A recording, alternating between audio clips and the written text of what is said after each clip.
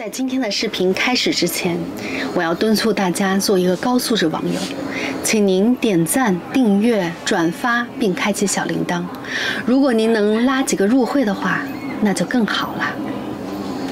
嗨，大家好！我们新房车已经提回来2个月了，也已经连续出去玩了好几次了，所以今天呢，想给大家录一个使用体验以及优缺点对比，主要呢就是和我们原来的易拉罐来做一个对比。那首先我们来说缺点吧，我觉得最大的一个缺点就是侧风摇摆的问题，就是在路遇强风的时候，我们的车会偏移，然后这个车检测到这个偏移以后，它会有一个突然的自动减速。那因为这个车呢比较高，比较瘦，所以我们坐在里面的这个感受是非常不好的。另外呢，在大卡车从我们旁边飞速经过的时候，我们会有一种就快要被它吸进去的感觉。那这个问题呢，我还没有找到一个特别好的解决办法。这个呢，也是 Sprinter 的一个通病啊。我不知道福特底盘的 Class C 有没有这个问题，因为它从外表看起来呢，就是比我们的要宽，而且要敦实一些。但是呢，凡事都有两面性，因为它这个 Sprinter 比较瘦高啊，所以它其实出行还是比较小巧、比较轻便的，像普通的停车场的停车位都能停进去。这一点呢，对我来说也算是一个小惊喜，因为我一直以为 Class C 呢它是比较笨重的。在驾驶体验方面呢，我开过一次，我觉得它的方向盘比较轻，而且它的刹车和油门都很松，我就要踩到底它才能刹住车，就不像有些车就是轻轻一点它就能刹住车，或者就能给油。但是这个呢是需要一个适应过程的，就是不算缺点吧。第二个缺点呢就是做工非常的粗糙，提车第2天还没回家，厨房的这个水龙头的把手就被力大如牛的我给掰断了。用水得这么掰这个，再就是柜子门、抽屉门没有一个是对齐的。看看这个柜门、抽屉是歪的，要不然就是弄着走着自己就划开了。包边这些其实都是做的不是特别好，然后这些这都太正常了。这个问题呢，大家可能会觉得我有点吹毛求疵啊，但是对我来说这是低级的问题。你做的时候，你只要稍微注意点，就不会出现这种柜门对不齐、一高一低的问题。原来易拉罐是完全不可能出现这种低级问题的。看我们家狗，我录个像，我们家狗激动的不行。在居住方面呢，它虽然是有灶台，但是它竟然没有抽油烟机，只有斜上方有一个出风口排风扇。这个原来的易拉罐呢，它其实是有抽油烟机的，虽然也是属于一个摆设般的存在，但是人家有啊。另外一点，我觉得不太好的是，它没有一个专门的位置给那个油盐酱醋瓶瓶罐罐调味料。原来呢，易拉罐我觉得做的特别好的一点，它有一个可以锁住的一个推拉门，里边可以放瓶瓶罐罐，在开车的时候它就不会晃出来，它是专门有这么一个位置的，我觉得特别实用。厨房的电源。另外值得一提的是，它有微波炉。我为什么要特地说这个微波炉呢？它本身这个微波炉本身就是基本配备嘛。但是原来 Airstream 有多贼，它本身基本的套装是配一个不怎么好用的烤箱。如果你想要把它改成微波炉的话，要花$500去来做这个改装。哈哈哈哈！哎呀妈呀！这个冰箱的大小对于我们来说也比较合适，而且它是可以自动也可以手动切换用煤气或者是电来供电。另外一个小缺点呢，我觉得是在出行方面，因为目前我们还没有打算就是拖一个代步车嘛，所以我们去景点啊，把这些上下水的管子、电线都收起来带着。但是呢，其实说句实话，就是这一套动作并不是很复杂，我们用着这2个月就也慢慢习惯了。还有值得一提的一点就是来大家来看一下，这所有的窗户包的这个边儿，它得是有多么的丑，多么的土啊！而且它还特别贴心的搭配了同样花色的枕头和靠垫儿。我第一时间就把它们扔进了我们家车库。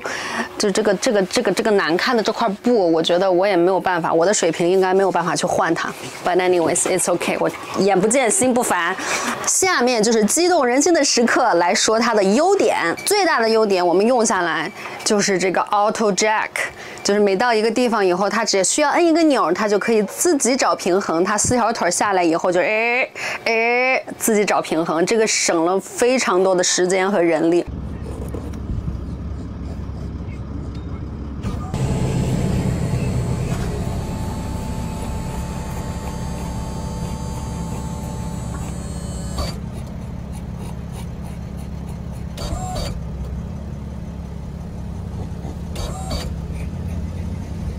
原来易拉罐呢，我们到一个地方，那4个腿是手摇的，得这么摇，这么摇，这么摇，每个摇，然后还要拿一个小水平仪各种测，尤其是在路面不平的情况下，就这个摇啊、调啊的这个过程就要反反复复好多次。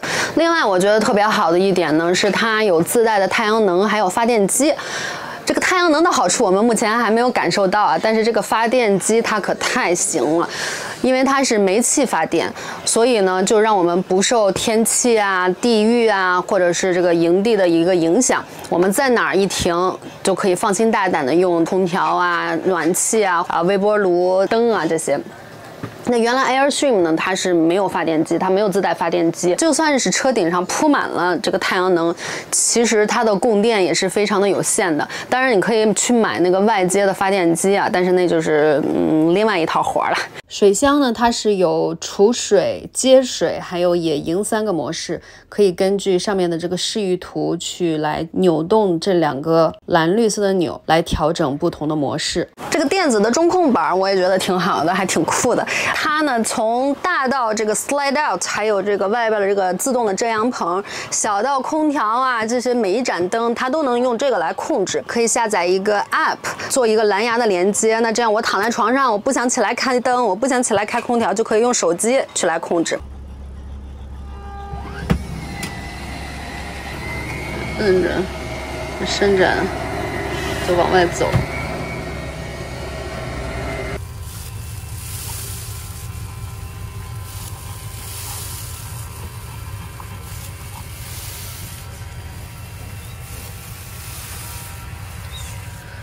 都是自动的，就摁一个钮就行。但是这个中控板吧，看似非常的高科技，但是有一点我就非常的不理解，就是这个 fresh water 哈，这个干净的这个水箱的这个显示，它只有4个值，要不就是0%，要不然就是33%，要不然就67%，要不然就是100%，这中间是没有的。Airstream 原来那个小中控板就这么小，然后呢看起来也很 old school， 能做的事儿也不多。但是人家上面那个数值，就是你黑水箱的数值 ，fresh water 的这个水的数值，人家显示的就是可丁可卯的，特别准确。内部空间。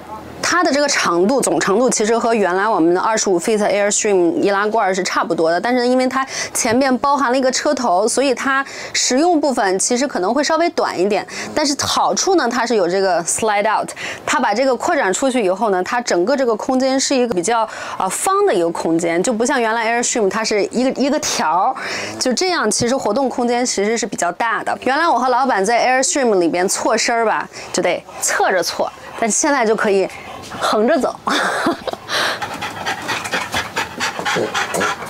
说到这个床啊，我本来呢就是觉得每次出去都得收被窝，重新铺床挺麻烦的。但是其实用下来哈，我觉得还好。到了地方以后，把这个往下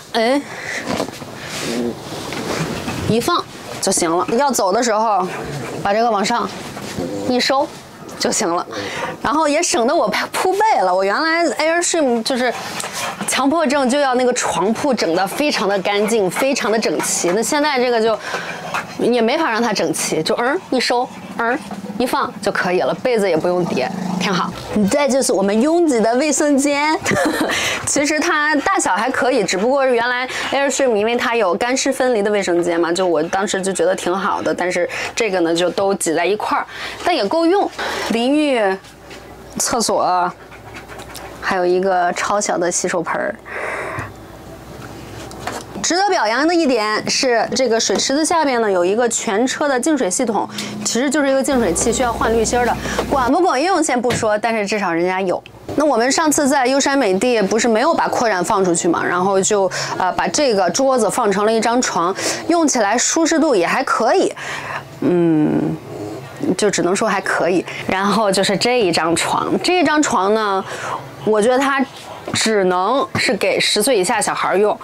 或者是像我们一样放这些杂物啊什么的，就是增加一个储物的空间也是不错的。但是我觉得大人睡这儿有点憋。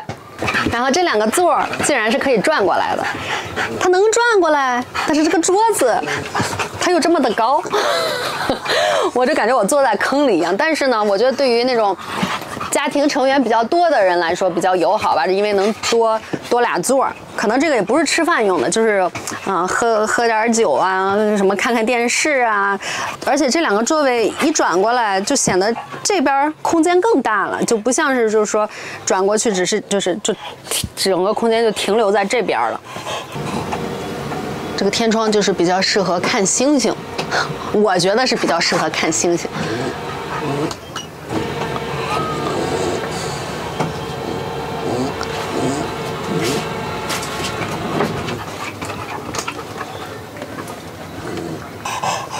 再跟大家说一下这个耗油量的事儿吧。这个车呢，它是烧柴油的，1加仑能跑15个迈。那原来我们的皮卡挂上了易拉罐以后呢，它1个加仑只能跑12个迈，然后它是烧汽油的。那因为这个呢是烧柴油的，所以还要加那个 DEF 尾气处理液。宝贝们，你让我说完这句话吧。我们现在是跑了5500英里了，就加了1次 DEF。应该就是5000迈左右就加1次 DEF。那房车外部其实除了这个 slide out 还有那个自动的遮阳棚以外，我觉得和易拉罐最大的区别就是它的储物空间比较多。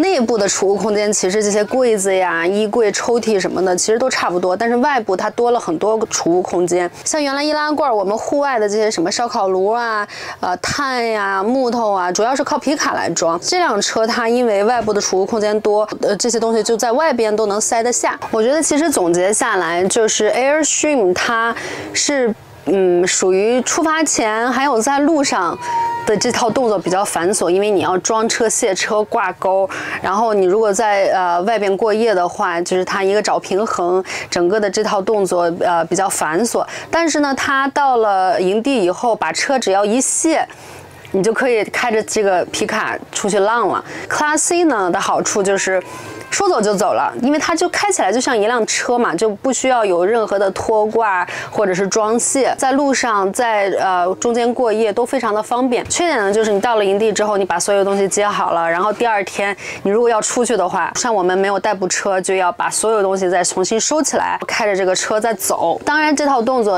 还是那句话，习惯了以后就也不是很麻烦。然后出行去那些比较拥挤的地方，可能就比较有局限性。所以其实如果让我说到底是哪一种车型比较好啊，我说不出来，因为各有利弊。但是的确是在行车方面 Class C 比 Airstream 在掉头、倒车、拐弯方面要简单的很多。那以上呢就是我针对我用过的这2款房车的一个使用体验和感受，欢迎大家讨论补充哦。